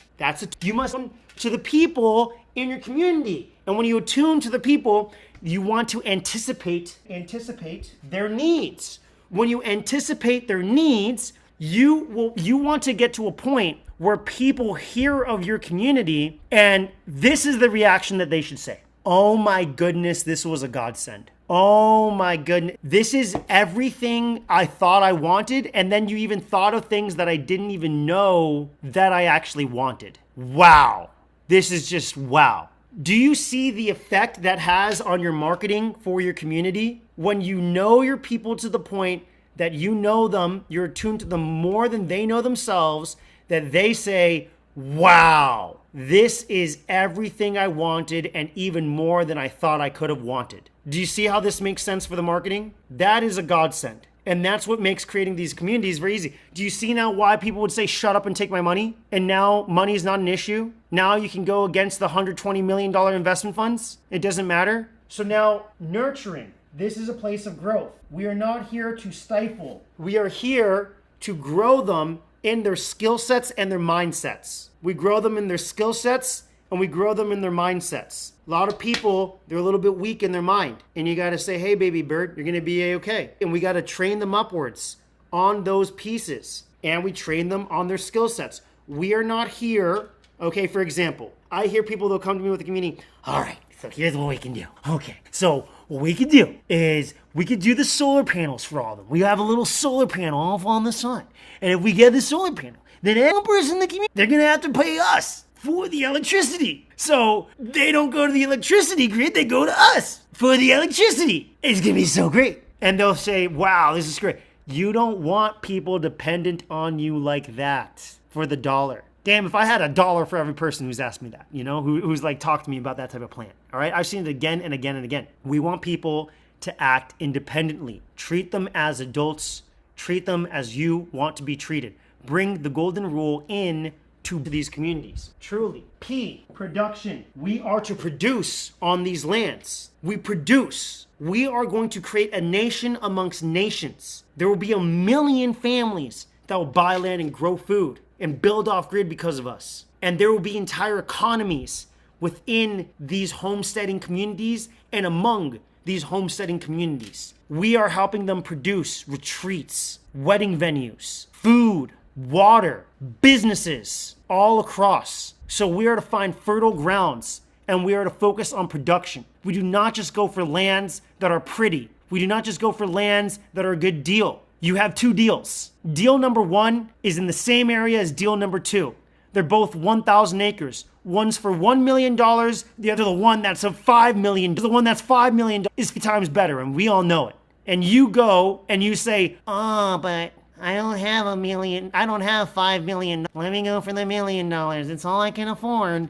That's your problem. That's the problem right there. Go for the $5 million. Go for the better one. Do you think the Lord's going to penalize you for that? He's going to penalize you for stepping out in faith and going for something that you know is truly right? This is land to be flowing with milk and honey. So ignore the deals that come to you that are going to be these garbage little deals that barely have enough on them to be able to skimp by. Make these properties and these communities good enough to actually live on and pass on from generation to generation to generation. Do you see? This is what people are not doing. Nobody in the entire space is doing this, but we shall prosper. E, entrepreneurship. And you know what? This is an example of TJ's the dumbest one of all. Y'all approach me thinking I'm the smartest, I'm the dumbest of all of you. Haley, real quick, if you're still on the call, let me know if you're on the true or not true. I got my butt whipped the other day by the property owners. A little true. Yeah. A little true. True. Be honest. What did we talk about? You don't have to go into details, but did we talk about the fact that what was my biggest mistake in relation to them, going to them or not going to them? What was my biggest mistake? Not going to them. And what else? What happened? What did they talk about? They just wanted transparency on everything and every aspect, and they wanted to be involved because they want to ensure that these communities are, they play out exactly as they have it envisioned. Exactly. And what did I not do? You didn't lie? I know, well, I didn't lie, but I didn't go to them enough. Yeah. Yeah, sorry, I didn't know where you were going with that. Yeah. Yes, you didn't go to them enough, but now you are, and so I think they're about the situation. Exactly. It was pretty easy. And I'm telling you, that was scary as hell, guys. That was not fun. That was scary. It was like, oh my gosh, we're going through this hard thing.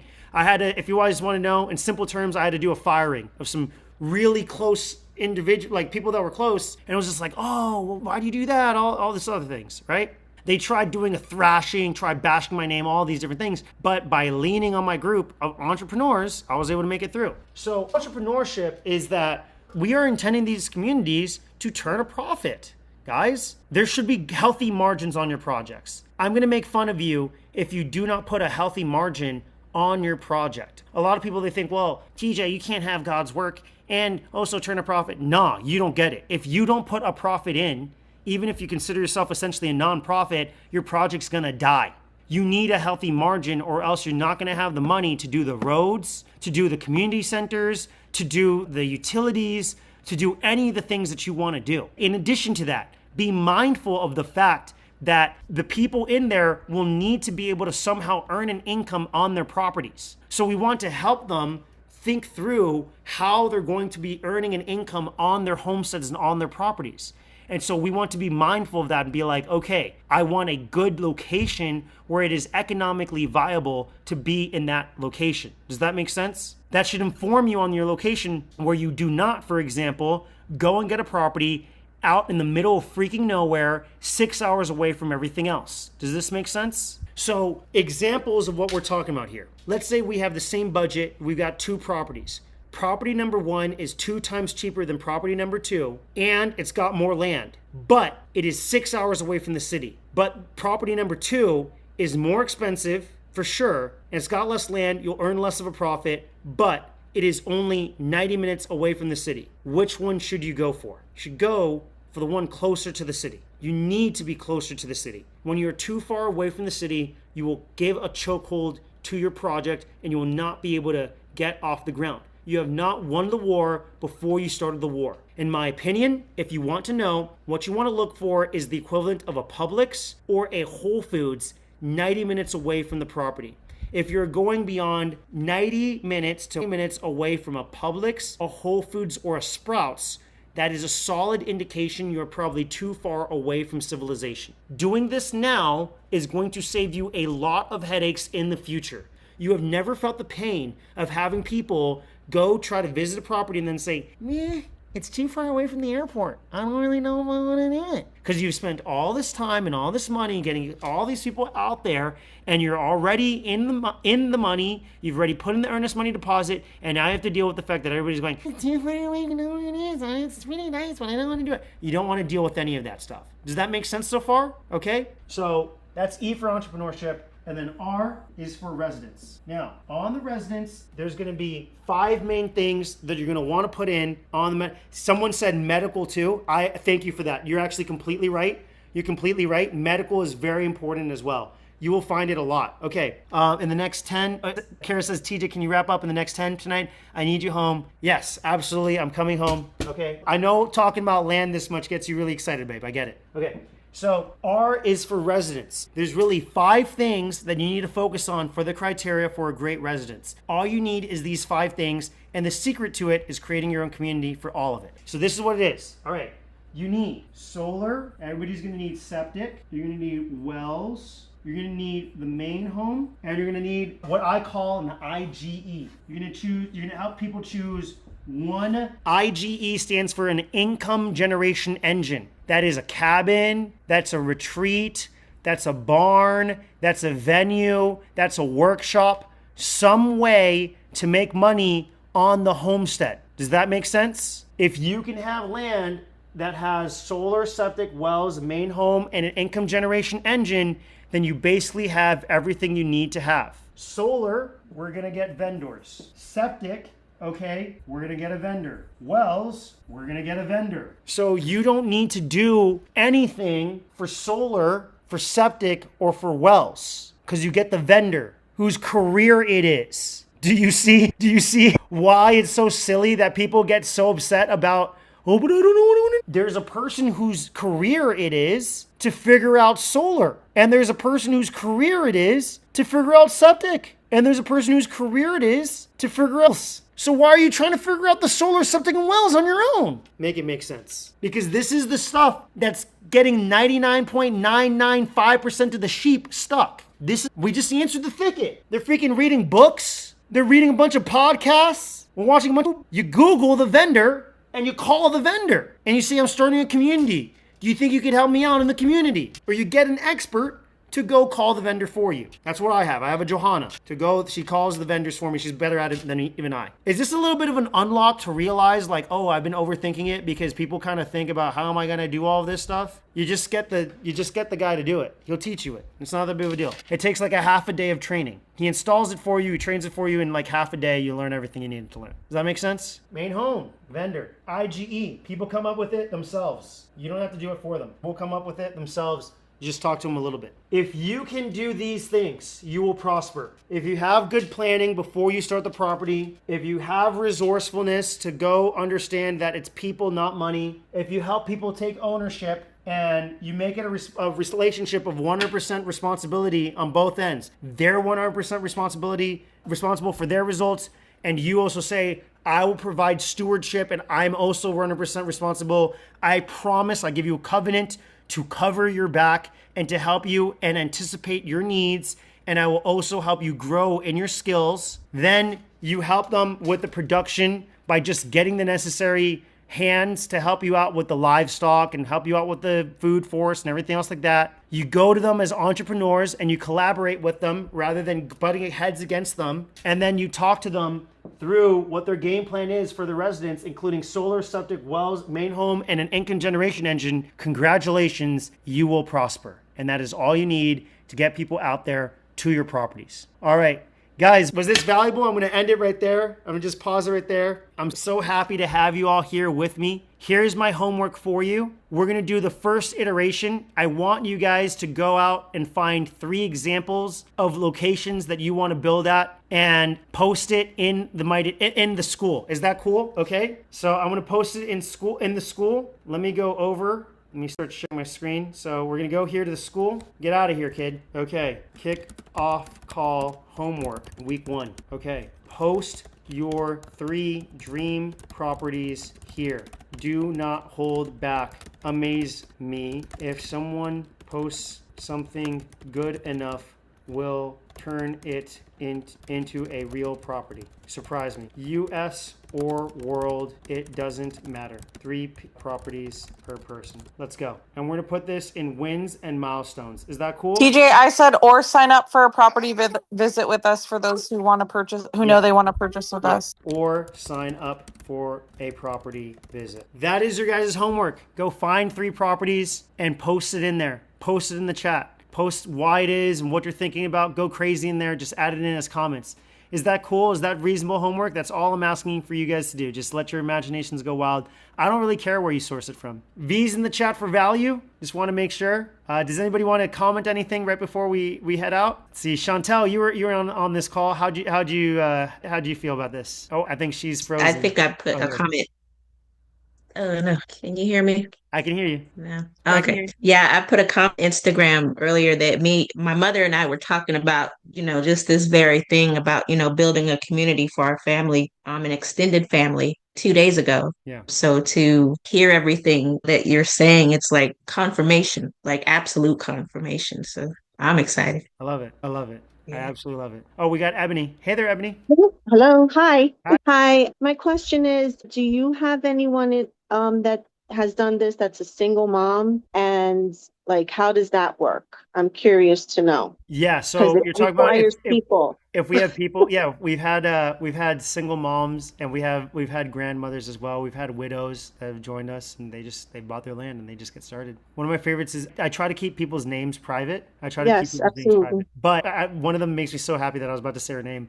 But yeah, like we've had some from the very beginning and like they do perfectly well. We still walk them through, all their decisions and that's it. In some ways it's a little bit easier, honestly, because couples have to like run every idea by each other versus if it's just you, like you can just get started. And we still have a process to help people as they're making decisions for their own homes, like how to kind of decide through that stuff. So you're perfectly okay. Yeah, with single mothers, there's a separate set of challenges. Yeah, no, it's true. And overcoming a lot of objections that are not necessarily, they're circumstantial, and the resourcefulness and the time and all of that stuff. It's like it's a separate spiritual warfare. In addition, there's different sets of spiritual warfare everyone has, especially with marriage, but there's a separate attack on single mothers and the children, and then the mother trying to build this thing. So it's the biggest thing. The risk factor is even more in terms of considering the cost. Yeah. The biggest thing is, the actual process itself, it's just being more mindful when you're taking care of the children and stuff like that and making decisions. It's setting aside time like, okay, like I have this as part of my schedule. And because it's part of my schedule, like I'm going to sit down and make my decisions. Like the hardest thing that you have to do throughout the Prosper process, the hardest thing you have to do when prospering is to just have discipline to sit down and make decisions. That's the hardest thing. That is actually it. If you can sit down and like not overwhelm yourself like making decisions, that's the biggest piece. And the other piece of it is budgeting stuff beforehand. There's always going to be new crises. There's always going to be new stuff that pops up, but just being mindful of it. If you're going to be starting your own project or you're going to be starting your own community, it's the same thing either way. It's just the only difference is size and scale, but it's the same thing. If you have a child, for example, I would be like, okay, like when they go to sleep, I'm going to dedicate an hour or 2 hours to be able to work on this piece, or like I'm going to have to make these decisions. I'm going to have to research this thing. I'm going to have to make this phone call. The other thing is teaming up with other people. You may want to team up with others. You can't take on all this stuff alone. I have Kara. I have other people that have assisted me this whole entire time. I have a Haley. I have a Kaya. I have a Johanna. I have Lauren. I've got so many people to talk to. So you need to be able to team up with other people, regardless of single mom or not. But it's even more so if you are. Got it. Okay. Yeah. Thank you. You're welcome. Tan and Mitch Williams. Last question right before I head out. Hey so for people who are like bloodline breakers, like parents or siblings that have the same mindset or the same faith or any of that sort of thing. So for us wanting to do this, have the compound or the community, how or what would you recommend with this community of getting other people, strangers? Would you recommend strangers or not? Or Yeah, I'd recommend sometimes you work with other strangers. I relate more to my Axe community than my own family. Kara knows it way more. I started these projects. I was estranged from my sister. I don't really talk to her that much. Only time I talked to her in 7 years was when she was here for my son's funeral. That's it. My dad did not understand anything of what I do at all. My dad, we were getting ready with Panoplia, that $12.5 million deal. He was still talking to me about being down there on a 1/4 acre in Miami that I could make a duplex in the backyard. That's how much he just did not want to understand what we're doing. I love him. He's a great man, but you can't be held back by what other people are doing.